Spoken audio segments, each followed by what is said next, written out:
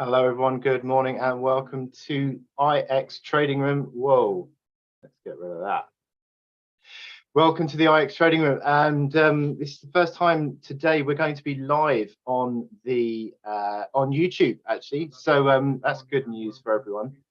And just sort out a few things there. Right, okay. And yeah, so we're going to be talking through the MT4, MT5 platform. Basically, what I'm going to do is I'm going to use the platform as a means of basically talking through markets. So whilst I'm talking through markets, I'm going to be looking at sort of forex markets. I'm going to look at commodities, indices, and in doing so, I'm going to be using the MT5 platform as a guide to that. So this is the platform that we've got here. If you're on MT4, don't worry, it's very similar to MT5. And the only real difference is a little bit of functionality, a little bit of extra instruments such as, I think, crypto and equities are the main ones really. But basically it is the same. They've done very little to really change it. All the setup is the same. Market watch window, you've got the data window, the main chart window. You'll see here actually what I've got is one main chart. Now, one main chart being because I use loads of charts, and all my charts are backed up behind this, and you can see them on the tabs here. And the reason I do it, I basically maximize my charts and just go through the tabs here to navigate around really, basically because I've got about 20 or 30 charts at the bottom, and with that it means that if you tile them, you can't see anything, it's pointless. So what I've got here is this one main chart that I use pretty much, and then navigate around that. Now, if you wanted to add charts, you can do that very simply by just doing File, New Chart, and then Add Charts, and then you can build them, you can add indicators, you can do all sorts of things. I'm not really here to sort of go through the basics of the platform today. What I am here for is to talk about markets and to, by doing that, demonstrate the platform. So if you're here for a platform demonstration, just I'll be sort of doing it as an also sort of a byproduct of what I'm sort of talking through. So today I'm going to look at the forex markets first, and basically the reason that what we've seen in the market moves at the moment is broadly to do with the dollar. Now I'm going to I do have other platform that I will be looking at as well behind this, just to demonstrate. Now you can see here what we've seen in the last couple of weeks, 3 weeks, is the big dollar weakening, big dollar corrective move that has broken this big dollar uptrend. Now the big dollar uptrend that has dominated markets throughout 2022 has been broken, and this broken uptrend is a key move, I think, for markets. There's a big top pattern here on the dollar, a broken uptrend, and it's looking quite corrective now. And the reason is that if you look at treasury yields, for example, treasury yields have started to fall over, and again they're starting to tick lower again, interestingly enough, today. And what we also have is the 2-year, less so, but mainly on the 10-year, what we've seen is that market moving lower. And if you look at the impact that that has on forex majors, I can show you pretty much all of them. What we've seen is big changes in the moves. Eurodollar has picked up enormously, actually, in the last couple of weeks, 3 weeks. Since the beginning of November, Eurodollar has rallied sharply through big resistance levels. And this, if I drew it in here, if I use this downtrend here, you can see that this is the equivalent. Eurodollar and dollar index are basically mirror opposite charts. They are because euro is such a big component of the dollar index. Now we've seen that the Eurodollar downtrend has been broken, this big downtrend that has been dominating Eurodollar throughout 2022 has been broken, and a big base pattern actually has formed as the market has moved above 102 big figure. 102 big figure, 101 to 102 was the resistance that we saw throughout the late summer, and it's now broken that to the upside. So holding that breakout is now the important factor, I think, for how markets are going to be looking at euro dollar. If euro dollar can hold above 102 big figure, then that maintains an improving outlook. If the you see here on the crosshair on the RSI, the relative strength index indicator at the bottom, if you can see the RSI holding above 50 to 60, that is an improving situation there. That is improving momentum. You can see that, and we can build that for a better outlook for euro dollar.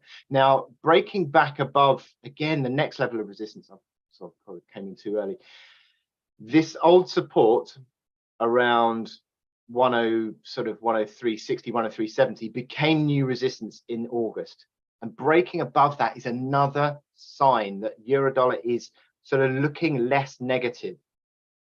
Now, I cannot guarantee that the dollar strength has peaked out. I think it probably has. My feeling is that sort of going forward into 2023, the markets are now starting to sort of look at dollar moves as less decisively strong. I think the dollar is no longer going to be this all-out long trade. I think markets are going to be far less confident that the dollar is going to be zooming higher. I think they're going to get sort of a few wavy moves maybe in the dollar until maybe Q1 next year, when the market is sort of certain that the Federal Reserve is sort of turning less hawkish. And I think that's the point at which we start to see the dollar sort of rolling over decisively. It may have already started, but I think that looking at this technical improvement that we've seen on euro dollar, again, it may have already started, this dollar weakening. So what we have is that euro dollar has sort of broken above this 101 to 102 big figure resistance, and that now old resistance becomes new support. That is important here for euro dollar going forward.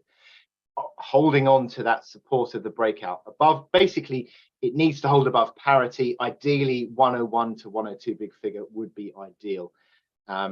So euro dollar holding above that would be important, and then it can start to potentially recover, because that massive dollar bull run that we've seen, well, pretty much since middle of 2021, really, the dollar has been, go back one more level here. Yeah, pretty much since the middle of 2021, the dollar has been on this massive bull run.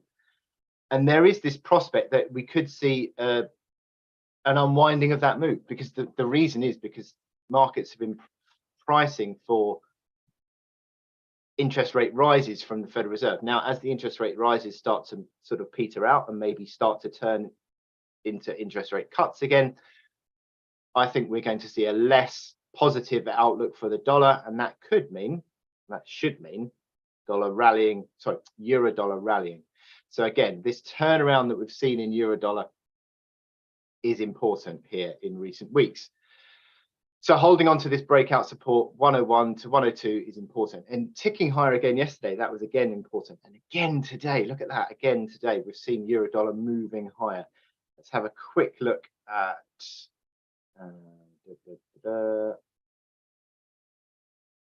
where we're at today. Yeah, euro dollar 36 pips up, sterling dollar, yeah, about 20 pips up. You can see here across the board, New Zealand dollar has been a big outperformer actually on major forex, and it's interesting that again it's outperforming. So New Zealand dollar does look as though it's looking more positive now. We have had certainly a dollar correction within this, and that is playing out, but euro dollar moving higher again today. It looks good. So this is all sort of playing out as a recovery on euro dollar.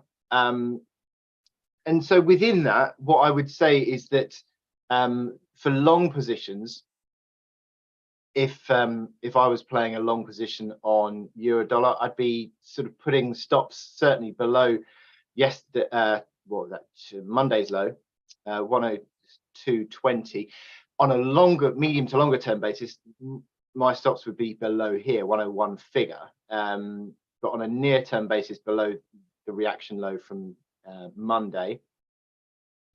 And it certainly looks as though it's continuing to move higher. Now, a decisive close above 103.70 into the 104s, again, that would be opening some pretty positive momentum, I think, for this recovery.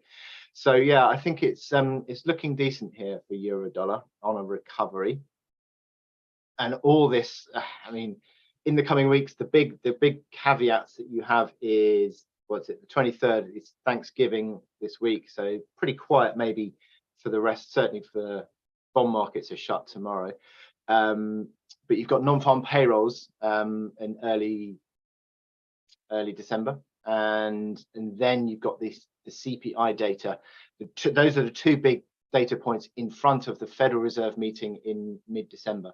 So those are the two factors to look out for, I think, for dollar positions.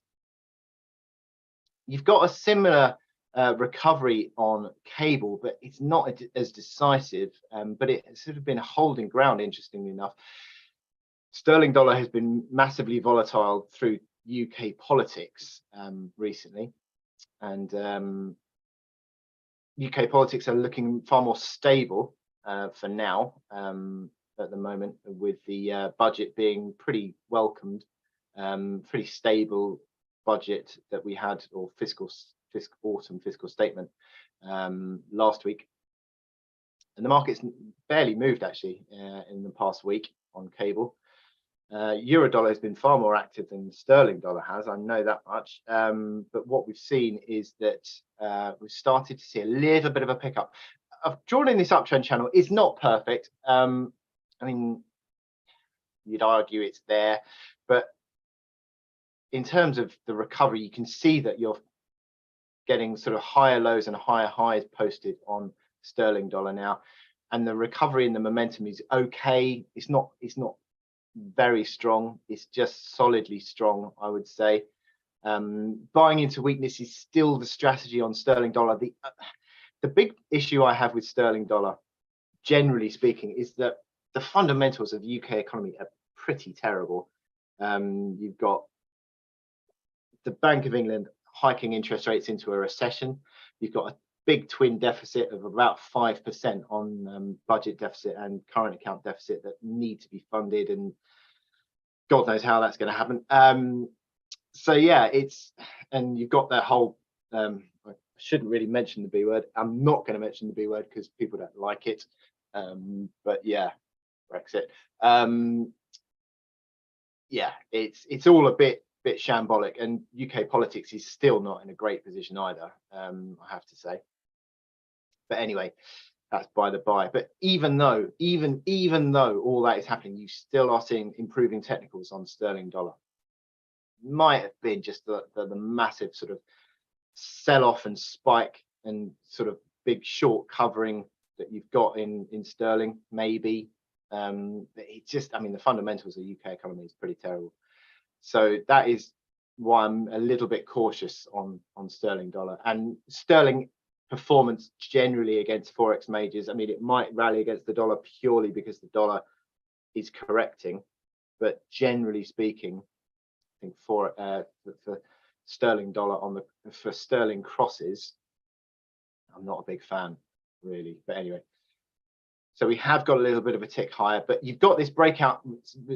Old resistance becomes new support. 115 figure to 116.45, good support on a near to medium term basis, but for now it's just holding up. And again, you can see that. So you've got that on dollar yen. Again, you've got this. I mean, dollar yen is a really it's a market that is very closely aligned, and Japanese yen positions are very closely aligned to how sort of bond yields are moving at the moment. Bond yields have fallen over. Yen positions, you can see there is actually a very strong correlation with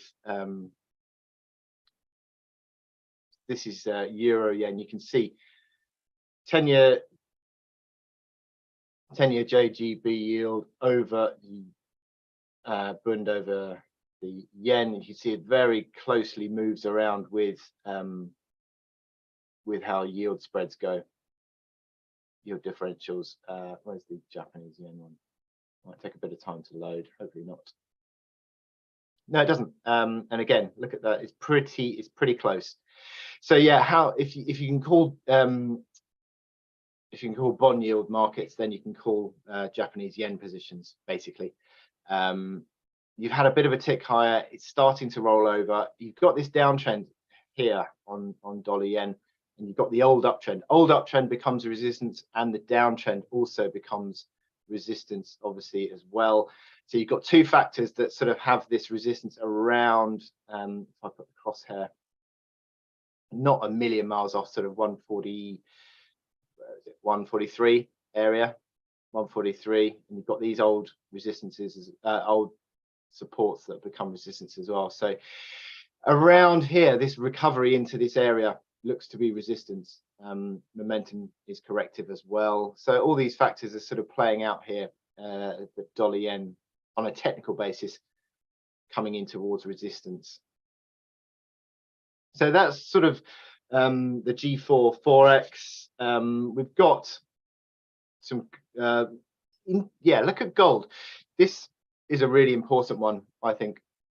This recovery that we've got on gold, it's actually on precious metals generally, but look at this gold recovery. We've had, again, I'll draw in the old downtrend because it was a pretty strong downtrend, and it's been sort of breaking that downtrend recently. You've got this downtrend that's been broken. You've got the recovery. You've got a base pattern, big double bottom base pattern. That's a really strong pattern. And being a technical analyst, I'm really hoping that this 1730 to 1735 support of the neckline holds. If this holds, this support, and then the market starts to go higher, I mean, you could be putting this in textbooks. This is that good of a base pattern. Obviously, 1730 to 1735 needs to hold, but looking at this, it is a really strong one. So it is certainly possible to do this. And again, I talked about platform demonstrations. I'll sort of demonstrate the platform a little bit by sort of adding a long position. And you can do that through the platform by double clicking on the instrument. It brings up the order box, and you've got obviously different trading options. On pending order, let's do a pending order. Basically, what I'd be looking at here is basically looking at the hope, or looking at the, I say hope, but looking at the sort of potential turnaround and holding the neckline, because that neckline has been tested. 1732 has held in the last Monday and today. And if this market now starts to turn higher, and if it sort of goes back above yesterday's high, if I show this on a near-term basis, which is a 4-hour chart, if it goes back up yesterday's high, it sort of creates a little small base pattern. So if it moves above yesterday's high, which was basically 1750, if it moves above there, you can start to say, well, that is the turnaround point and holding the neckline support. So you start to think, well, I can put trades onto this. So you can do pending order, and that would be a buy stop order. So you want to buy on a breakout above 1750. So 1752, say. Now the question is the trade volume size. Now on gold, the important thing to remember, say for example, if I did a 1-lot trade size on gold, that is $100 move on trading account per $1 move on gold. Now the problem is that I need a stop below these reaction lows. So ideally below 1730. So that needs to be sort of in the 17 sort of 27s, 1728. Which is $24 of stop loss. Now, $24 is $2,400. So you can't use a 1-lot, obviously. Now, so if you did a micro lot, that is $1 move. Sorry, I forgot 0.01. That is $1 move per $1 move on gold. Now that's $24 of stop loss. Still probably not that. I could handle a bit more than that. So I'm going to do two micro lots. So that's around, it's not far off $50. So it's $48 of stop loss. That's a bit more in line with what I'm thinking on my account. and I'm going to have a take profit. I mean, I think gold could go strongly higher, and I'm going to be looking at, okay, so up here, $1,800 is $48 again. So that would be your perfect 2-to-1 profit loss ratio. $48 worth of target and $24 worth of stop loss. 2-to-1 stop loss, profit to stop loss ratio.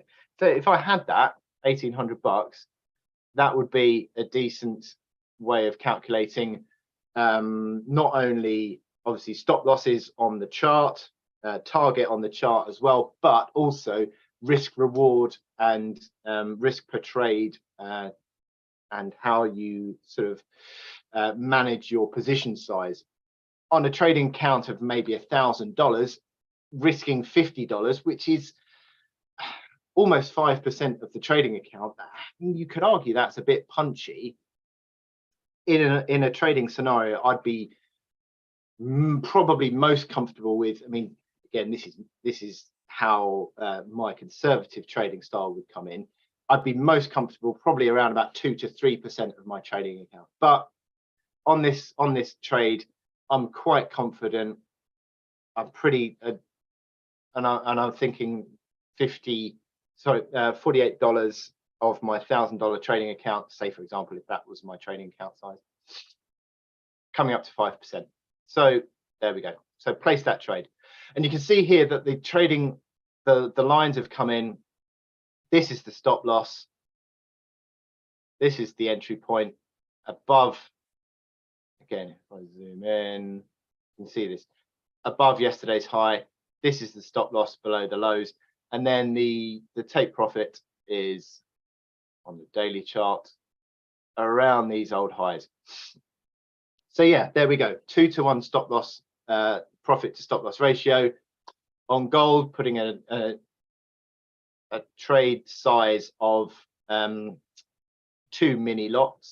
micro lots, I should say, and we can demonstrate that trade on gold there. So that's good. But as I said to you before, in terms of the analysis, if this 1730 to 1735 neckline, which is this purple line here, of the base pattern holds, and then the market starts to move higher, and it's trying to again today, you could put this in textbooks, certainly if it continues higher. 1844 is the implied target of this base pattern, and that is there, basically.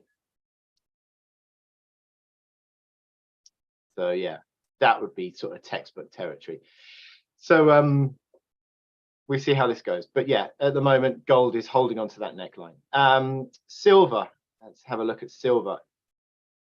Go one more level out. You can see that silver's sort of completed. Effectively, this was a trading range that sort of has turned into a bit of a base pattern.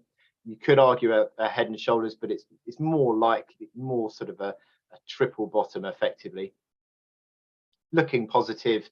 If it can hold this sort of neckline area, it would be ideal. I've put in this other purple area here. I think if it goes below $20, big figure, I think you then start to look a little bit more negative on that. But I think because this moving average as well has picked up, I think there are reasons to believe that anything around this sort of area, if it holds that, we can sort of look more positively. 2250 is the big resistance on silver. It sort of almost got there the other day. 2225 crosshair. 2225 almost got to that resistance. It didn't quite make it, but yeah, I think that it does need to obviously excuse me, let me just have that little frog in my throat, sorry about that. It does need to sort of continue higher, and holding on to this neckline would be ideal. But look at the momentum is more positive, holding above 50, again more positive.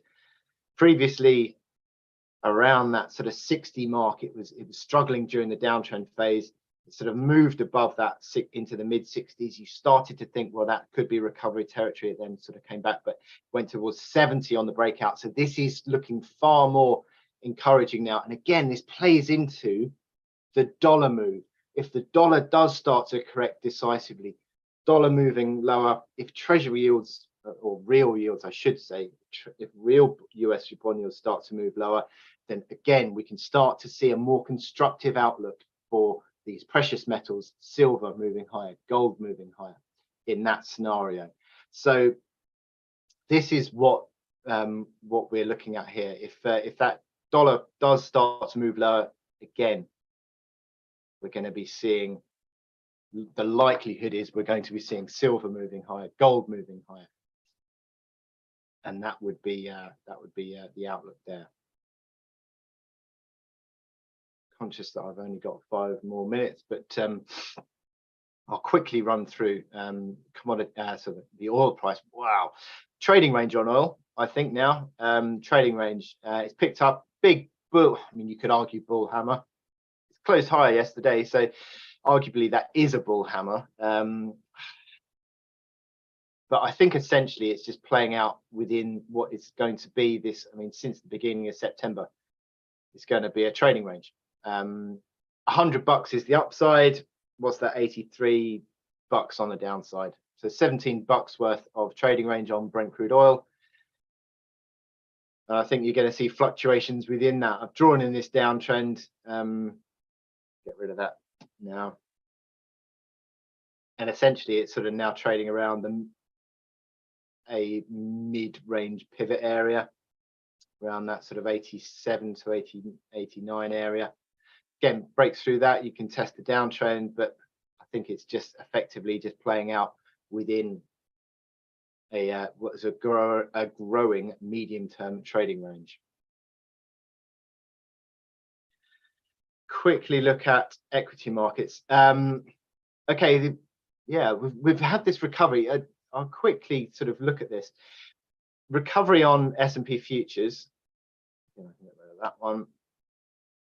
Recovery uptrend, and it's holding this pivot band, which is good. That pivot band comes in at 38.85 area up towards 39.35 basis of support, and it's holding that, which is good. That's a good basis of support, and it's looking more positive.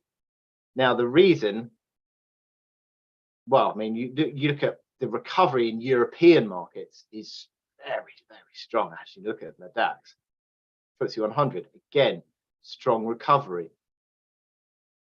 FTSE 100. The reason that US markets are so less impressive on the recovery is the big tech stocks. The Nasdaq is very much a heavyweight on the S&P 500, and the Nasdaq is not really engaged in a recovery of decisive quality yet. It's starting to sort of look at like it's a base pattern. It needs to continue higher, and it's struggling. Nasdaq is still decisively below its downtrend of 2022. S&P 500 futures is sort of close-ish to testing its downtrend, but still it is struggling because of that big tech weighting. Now, if you compare that Nasdaq, I'll keep that chart there and then drag in the Dow.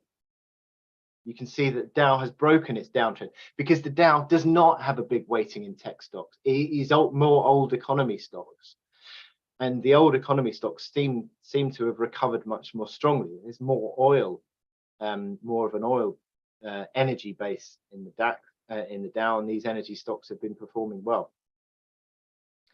So yeah, you can see that there is and financials as well with the higher interest rates. So this recovery that we've seen in the Dow is yet to really play out through Nasdaq, and subsequently it's been held back on S&P 500 futures as well.